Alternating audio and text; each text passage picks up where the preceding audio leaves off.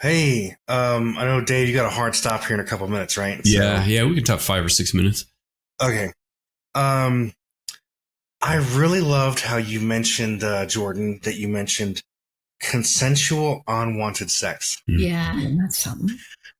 This has been, I read about this, I'll mention this book in a second, but it was something that I ran across in a book that I didn't know, because you hear all these strange cases of people being brought to justice years later after some event or something, and a lot of guys are scratching their head like, what, this doesn't even make sense. And the way you explained it was so really, really good. But it was something I read about. I don't know if you've read this book, A Guide to Sex in the 21st Century by Lewis Perry. Really good book, but she mentions that.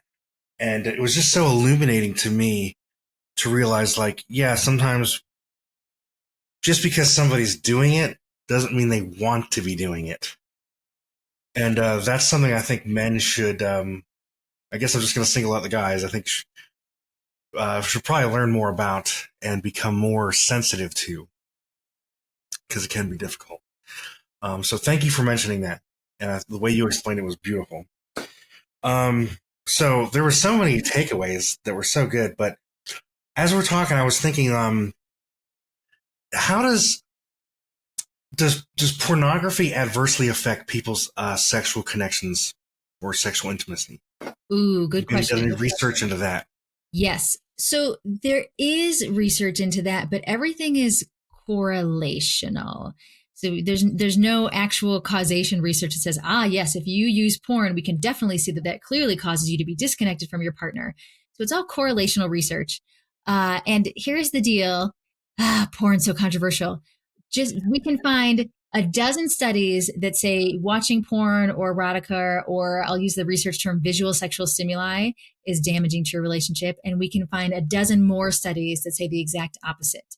It is very complex. Again, it is correlational. All depends on who the first author of the study is. Because the findings are so mixed, this is what I tell my couples. You need to be honest about your erotica use or your porn use or your visual sexual stimuli use, because that's where it can be the most damaging if you are lying to your partner about it. Because then it's not really about the visual sexual stimuli.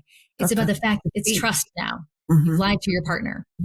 So there needs to be at the start of every relationship a discussion on what's our agreement? What are our relationship rules around visual sexual stimuli?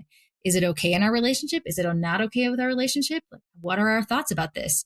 And then if you're really serious about having an open conversation about this, I would say go even further and talk about, there's a difference between porn, which is just purely used to build sexual arousal, erotica, which can be more aesthetically pleasing and oftentimes like more women directors with erotica, and ethical erotica, where you know that the erotica that you're watching, all of the actors are at the age of consent, are consenting, are being paid fairly, have a good work environment.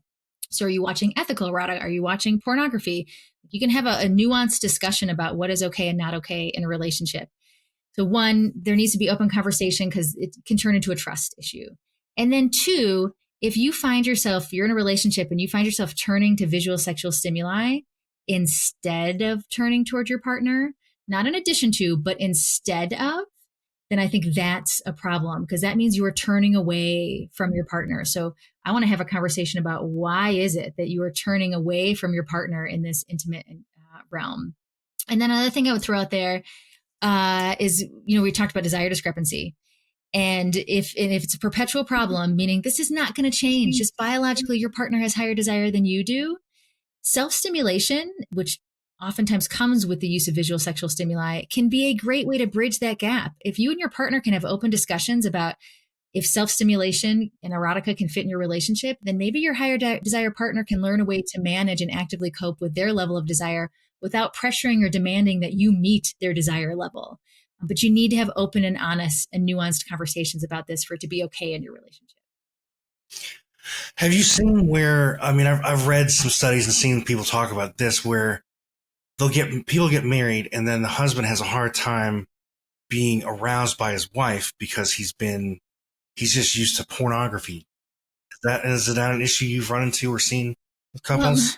So I've seen this a couple times in my practice, and I've certainly heard about it. And then that's the same. This is where, again, you go into the research and you have half the camp of researchers say, you are addicted, you've desensitized yourself. And you have the other half of the camp saying, look, we can't find any good evidence to show that this is actually an addiction, but we do know you can develop a habit when it comes to your self-stimulation. And when you've developed a habit, it's hard to break a habit. So that's kind of where until we have good research to put a really heavy word like addiction on this, I kind of shy away from that. And I say, like, look, a habit has been built. And this habit has been built that these are the pathways and this is the way that you build arousal and reach orgasm. And you keep strengthening that habit every time you use this route of visual sexual stimuli and erotica. So are you willing to diversify the way you build arousal and maybe put a pause on that and try to build the habit of building arousal with your partner? Good. Well said. I wish we had another 20, 30 minutes. I know we got to cut it off. Jordan, would you be willing to come back on in the future? Oh, absolutely. Yeah, this is fun. It's been an awesome conversation. I look forward to having some more of it again. Well, thank you very much, Jordan. And as Elizabeth likes to say, it's small little things that always make a marriage connection better. Thanks for joining us today. Hey, do us a favor and take a second to subscribe to our podcast and the Utah Marriage Commission YouTube channel at Utah Marriage Commission, where you can watch this and every episode of the show. Be sure to smash the like button, leave a comment, and share this episode with a friend. You can also follow and interact with us on Instagram at Stronger Marriage Life and Facebook at Stronger Marriage. So be sure to share with us which topics you loved or which guests we should have on the show next. If you want even more resources to improve your marriage or relationship connection, visit strongermarriage.org, where you'll find free workshops, e-courses, in-depth webinars, relationship surveys, and more. Each episode of Stronger Marriage Connection is hosted and sponsored by the Utah Marriage Commission at Utah State University. And finally, a big thanks to our producer, Rex Polanis, and the team at Utah State University, and you, our audience. You make this show possible. The opinions, findings, conclusions, and recommendations expressed in this podcast do not necessarily reflect the views of the Utah Marriage Commission.